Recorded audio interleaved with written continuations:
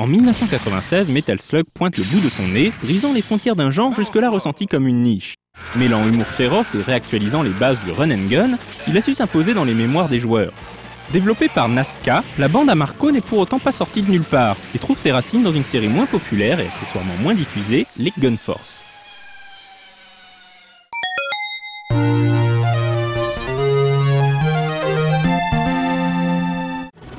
Au début des années 90, le genre du run and gun et du shoot pédestre vivait un âge d'or. Les rois des hécatombes à pied étaient Konami bien sûr avec Contra, Capcom avec sa série des Commandos ou encore SNK avec des shoot'em up pédestres comme Ikari Warrior et le délirant Guevara, dans lequel il était d'ailleurs possible d'incarner Che Guevara ou même Fidel Castro. Mais un autre studio a incontestablement sa place au Panthéon, il s'agit d'Irem. Dans les années 80, ce studio d'Osaka programme tour à tour quelques titres devenus de grands classiques. On pense à Moon Patrol, Image Fight, les R-Type, X-Multiply ou encore Dragon Breed, sans oublier bien sûr les Beat'em All présentés dans un précédent Retro & Magic. En 1991, Irem tente l'expérience du run and gun en sortant Gun Force. Gun Force, premier du nom, est un jeu de tir sur scrolling horizontal, où l'on incarne un soldat vu de profil. Les règles sont simples, tirer, avancer et tirer encore un peu. Le joueur peut piloter des jeeps, des motos, et certaines machines ont un certain air de ressemblance avec celles que l'on trouve dans la série Metal Slug. Loin des shoots subtilement cadencés d'Irem, ce Gun Force pêche malheureusement par sa lenteur, sa rigidité et sa maniabilité engourdie. La postérité de Contra est lourde à porter, et Irem peine à s'en détacher. Des boss forteresses, à l'ambiance générale qui se dégage, ce n'est que vers la fin du jeu que le titre se faufile dans une brèche plus personnelle. S'il manque de consistance pour rester impérissable, il n'en reste pas moins un très bon run and gun et affiche déjà une identité qui se pérennisera et s'affinera avec sa suite.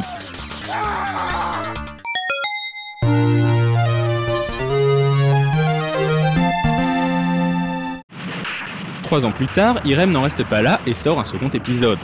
Une gestation certes longue, mais justifiée tant ce nouveau titre se débarrasse joyeusement des lourdeurs et archaïsmes de son prédécesseur. Ceux qui auront touché au Metal Slug reconnaîtront facilement de nombreux éléments empruntés à cet épisode, sans parler des idées comme les prisonniers de guerre, ici de jeunes femelles peu vêtues. Le titre est sublime, certains sprites énormes et le tout sans ralentissement. Des tas de ferrailles improbables peuvent être pilotées, idée qui deviendra la pierre angulaire de la série Metal Slug. Et c'est un festival graphique que de voir les véhicules ennemis se détériorer sous vos salves. Nerveux, diablement bien animé, jouissif, plus que des pierres posées, l'édifice est là. Pas pour rien que certains le qualifient de Metal Slug 0.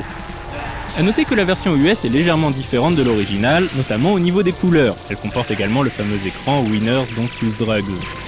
Mais pour autant, Gun Force 2 baigne dans son jus et n'est pas un brouillon des futurs Slugs. Le gameplay est unique et se détache des prochains titres de l'équipe d'Irem. Tout d'abord, vous manipulez deux armes à la fois. Très jouissif, vous pouvez avec un peu d'entraînement orienter les deux bras de votre personnage pour mieux nettoyer l'écran avec une combinaison d'armes différentes. Au corps à corps, pas de couteau, mais contrairement à Contra, vous ne mourrez pas. Gun Force 2 mélange également les phases de gameplay, peut-être plus que Metal Slug premier du nom. Comme dans cette chevauchée en moto ou cette séquence de shoot à bord d'un mecha. La patte graphique sera quant à elle réempruntée dans le célèbre run and gun de la Neo Geo. Peut-être qu'au lieu d'un Metal Slug 0, devrions-nous parler d'un parent proche.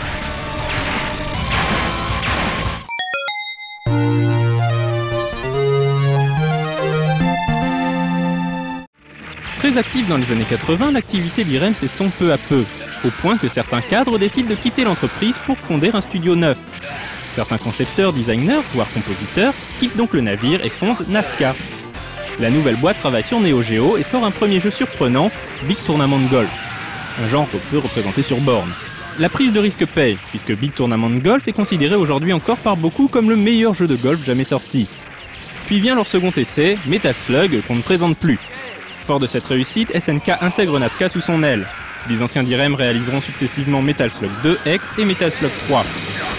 Avec cette série phare, Nazca ne monte pas un titre grossièrement repris de Gun Force 2. Au lieu de ça, le développeur supprime certaines subtilités de gameplay, comme le tir en diagonale, pour approfondir le level design, donner une identité et assumer un parti pris. Metal Slug n'est pas un Gun Force 3, mais son héritage en est indéniable. Irem a toujours su reprendre des éléments d'anciens titres sans sombrer dans la facilité, comme des éléments fignolés d'In the Hunt dans les scènes aquatiques de Metal Slug 3.